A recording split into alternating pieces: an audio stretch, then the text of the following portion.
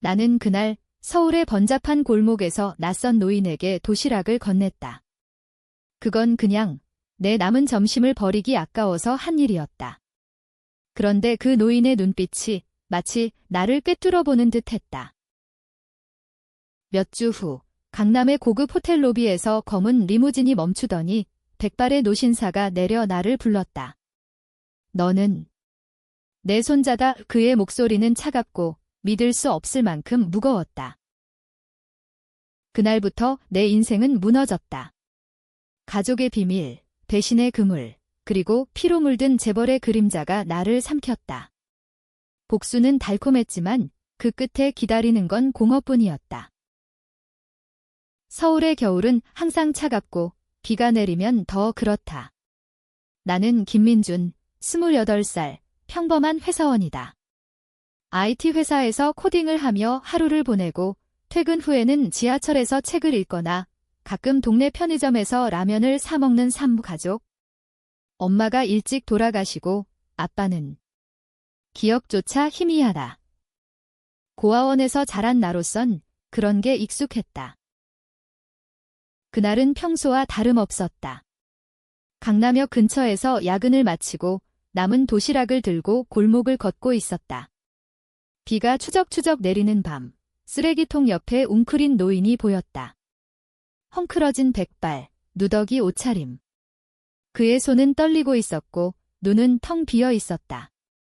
할아버지, 이거 드세요. 나는 그냥 본능적으로 도시락을 내밀었다. 그는 고개를 들더니 나를 빤히 쳐다봤다.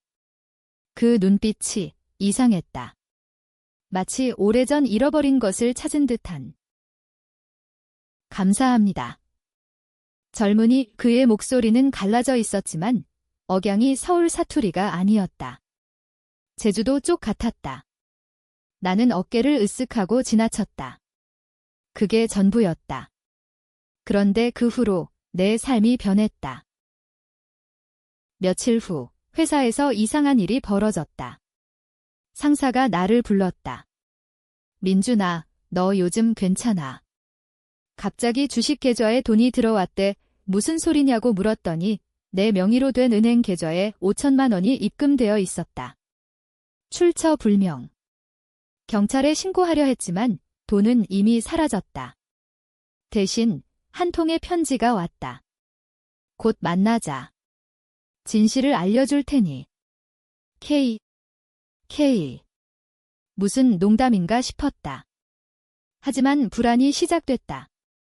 밤에 잠이 오지 않았다. 그 노인의 얼굴이 떠올랐다. 왜 그 눈빛이 잊히지 않는지. 그러던 어느 오후, 회사 앞에 검은 벤츠가 서 있었다. 운전사가 나를 불렀다. 김민준 씨. 회장님께서 기다리십니다, 회장님. 나는 그런 사람 알지 못했다. 하지만 호기심에 타고 갔다. 차는 한강을 건너 압구정의 고급 아파트 단지로 향했다. 엘리베이터가 30층으로 올라가며 내 심장이 쿵쾅거렸다. 문이 열리자 거대한 창문 너머로 서울 야경이 펼쳐졌다. 그리고 그 앞에 서 있는 노인. 백발, 단정한 정장. 그는 돌아서며 말했다. 오랜만이야, 민준아. 그의 얼굴이 그 노인과 닮아 있었다. 깨끗하게 씻긴 버전으로. 누구세요? 나는 떨리는 목소리로 물었다. 그는 웃었다. 차갑게. 나는 한진그룹의 회장, 한태준이다. 그리고 너는? 내 아들이다. 그 말에 세상이 멈췄다. 나는 웃음이 나왔다. 장난이시죠? 저는 고아예요. 엄마만 있었고, 내 어머니는 이소연. 30년 전 내 비서였다. 우리는 사랑했지만 집안 반대로 헤어졌다. 내가 태어났을 때 그녀는 나를 원망했다. 이 아이는 내 피를 이어받았으니 내가 키워라라고 했지만 나는 두려웠다. 재벌의 피는 저주일 뿐이니까. 나는 후퇴했다. 증거는? 그는 서랍에서 사진을 꺼냈다. 젊은 여자와 남자, 포옹하는 사진. 여자는 내 엄마였다. 이소연은 내가 5살 때 자살했다. 내가 고아원에 맡겨진 이유다. 나는 너를 지키려 했지만 실패했다. 지키다니. 무슨 소리. 그는 계속했다. 한진그룹은 내 피를 원한다. 하지만 내 오빠 한준호가 방해한다. 오빠. 나는 머리가 어지러웠다. 한준호, 그룹의 후계자. 뉴스에서 본 적 있다. 그는 나와 형제. 준호는 내 존재를 알았다. 그리고 숨기려 했다. 내 어머니의 죽음도 그의 소행일 수 있다. 배신의 씨앗이 싹텄다. 그날 나는 집으로 돌아오며 복수의 그림자를 느꼈다. 하지만 아직 진실의 끝은 보이지 않았다.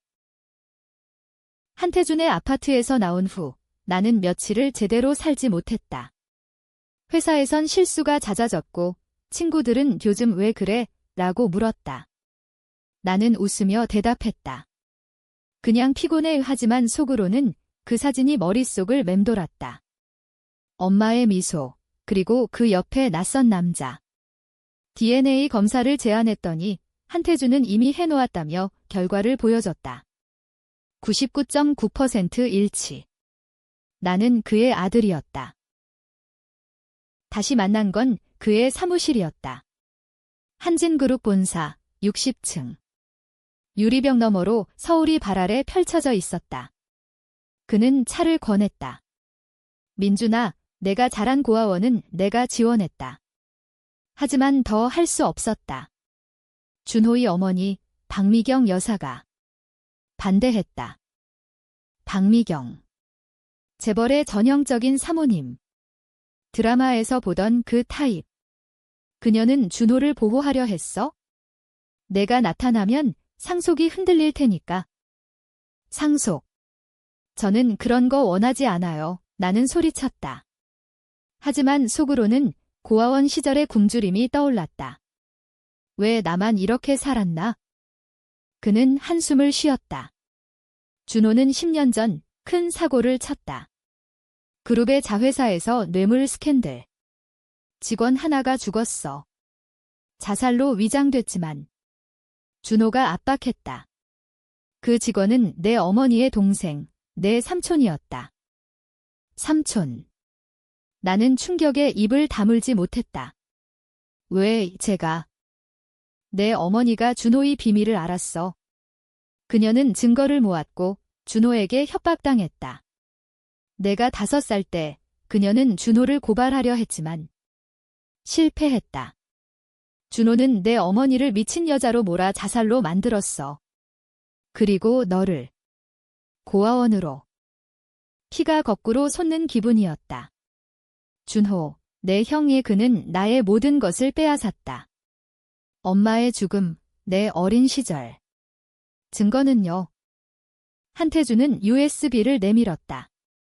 녹음 파일, 준호의 목소리, 이소연, 내가 입 열어봐라. 내 아들도 같이 묻히게 될 거야? 나는 울었다. 분노로. 왜 이제야 말씀하세요? 준호가 나를 감시해. 그는 회장 자리를 노려. 내가 돌아오면 균형이 맞춰질 거다. 복수.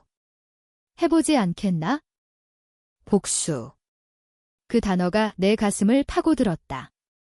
한국 사회에서 재벌의 피는 독이었다. 드라마처럼 가족은 적이었다. 나는 고개를 끄덕였다. 어떻게요? 먼저 그룹에 들어와. 내 피를 이용해 준호를 무너뜨리자. 그날부터 나는 한진그룹의 합병 전문가로 들어갔다. 겉으로는 평범한 직원. 하지만 속으로는 한태준의 비밀 무기. 준호를 만난 건 입사 첫날. 그는 미소 지었다. 새 직원. 잘 부탁해. 그의 눈빛이 날카로웠다. 그는 이미 나를 의심하나? 밤에 나는 엄마의 묘를 찾았다. 작은 공원 묘지. 엄마, 제가 복수할게요. 바람이 불었다. 그리고 핸드폰이 울렸다. 익명의 문자, 조심해. 준호가 내 어머니의 비밀을 안다. 누구지? 한태준? 아니면 다른 누군가? 그룹 생활은 지옥이었다. 한진그룹은 재벌의 전형. 계층적, 냉혹함. 나는 하급 직원으로 시작했지만 한태준의 비밀 지시로 중요한 프로젝트에 투입됐다. 자회사 합병. 그 안엔 준호의 뇌물 흔적이 있었다. 준호는 매일 나를 관찰했다. 점심시간에 다가와 민준 씨, 제주 출신인가? 억양이 익숙하네. 그는 웃었지만 눈은 웃지 않았다. 나는 아니요, 서울 토박이에요 라고 대답했다. 속으로는 그의 목소리가 USB 속과 같아 소름이 끼쳤다. 한태준은 매주 나를 불렀다. 준호의 약점을 그의 비서 최은지를 이용해. 최은지. 30대 초반, 준호의 오른팔. 그녀는 아름다웠지만 눈빛에 피로가 쌓여 있었다. 나는 그녀와 가까워지려 애썼다. 커피를 사주고 야근 후 택시를 태워주며. 민준 씨, 왜 그렇게 친절해? 그녀가 물었다. 그냥. 당신이 피곤해 보이셔서. 나는 미소 지었다. 그녀는 웃었다. 처음으로. 며칠 후 그녀가 털어놓았다. 준호 사장님은? 무서워요. 10년 전 사고, 그 직원 죽음. 제가 증인이었어요. 하지만 그는 저를 협박해. 입 다물면 승진시켜줄 게라고. 내 심장이 뛰었다. 증거 있어요. 그녀는 떨며 노트북을 열었다. 이메일 기록. 준호가 보낸 삼촌의 죽음은 내 탓이야. 이소연의 아들도 삼촌. 내 삼촌. 은지는 모른다. 그 자들이 나라는 걸. 나는 충격을 숨기고 도와줄게요 라고 했다. 하지만 속으로는 그녀를 이용할 계획이었다. 복수는 더러운 일이다. 그러나 준호가 먼저 움직였다. 어느 날 내 사물함에 편지가. 너 한태준의 사생아지? 엄마처럼 끝나고 싶냐? 위협. 나는 한태준에게 알렸다. 그는 준호의 함정. 무시해라고 했지만 불안했다. 고조는 파티에서 왔다. 그룹 창립 기념. 준호가 나를 소개했다. 이 친구 유능해. 하지만 제주 사투리가 섞여 있네. 모두가 웃었다. 나는 창피했다.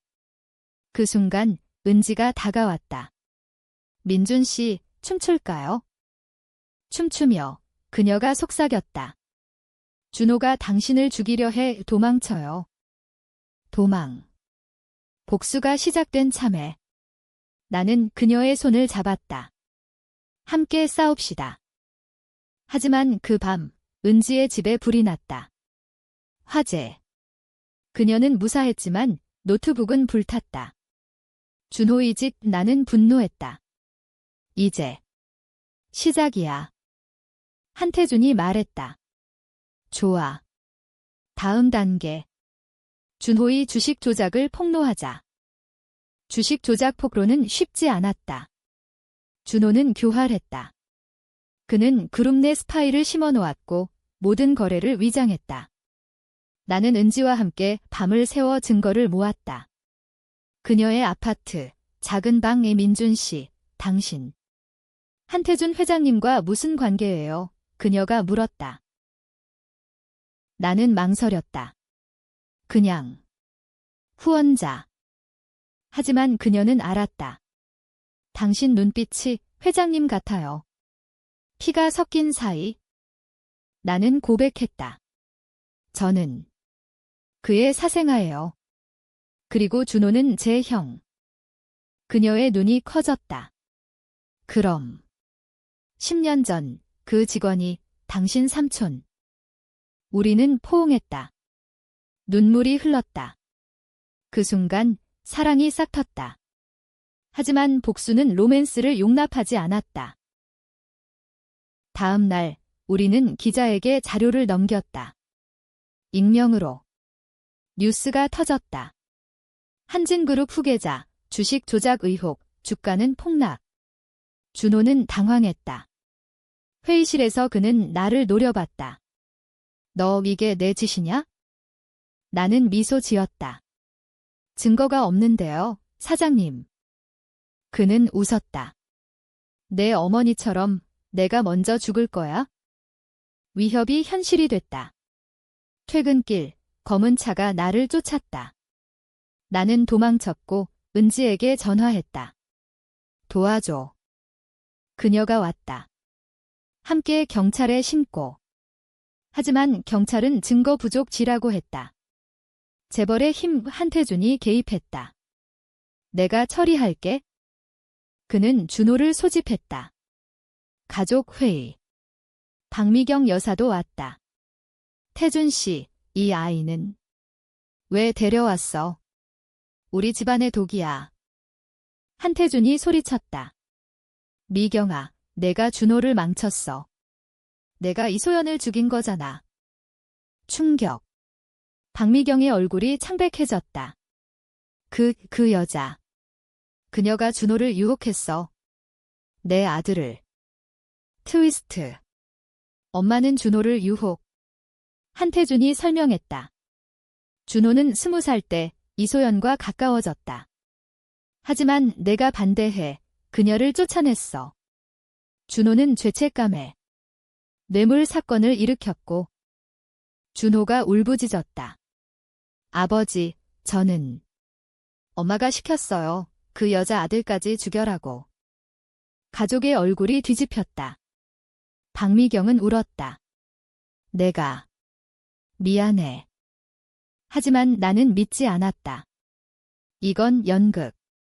준호의 눈빛이 여전히 날카로웠다. 그는 속삭였다. 민준아, 우리는 같은 피 함께하자. 같은 피. 배신자. 나는 거절했다. 너는 끝났어.